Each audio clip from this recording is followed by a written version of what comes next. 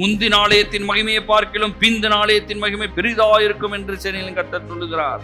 நடுவுல பாத்தீங்கன்னா வெள்ளி என்னுடையது, பொண்ணும் என்னுடையது. எதுக்கு அது வருது நடுவுல? ஏன்னா மகிமையும் வெள்ளி பொண்ணையும் பிரிக்க முடியாது. மகிமை வெளியரங்கமாகும்னா என்ன வெளியரங்கமாக போறது? வெள்ளியும் பொண்ணும் வெளியரங்கமாக போகிறது. ஆடு மாடு ஒட்டகம் கழுது அதெல்லாம் தான் அந்த மக்களுக்கு வேணும்.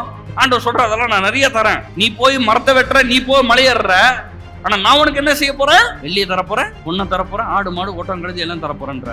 ஆண்டவர் என்ன சொல்றாரு? இந்த பூமியில நீ நல்லா இருக்கிறதுக்கு நான் எல்லாத்தையும் பண்றேன். நீ என்ன பண்ற? என்ன தேடுற, என்ன நீ உயர்த்துற, இதெல்லாம் நான் செய்யறேன். அப்போ நம்மளுடைய வாழ்க்கையிலும் தேவனுடைய மகிமை வெளிப்படுவதற்கு தேவனை நோக்கி பாருங்கள், தேவனுக்கு கீழ்ப்படியுங்கள், தேவனை ஆதாரமாக வையுங்கள், தேவனோட நேரத்தை செலவு செய்யுங்க, அவருடைய வசனத்தை தியானிங்க. தேவன் உங்கள் மூலமாக மகிமைப்படுவார்.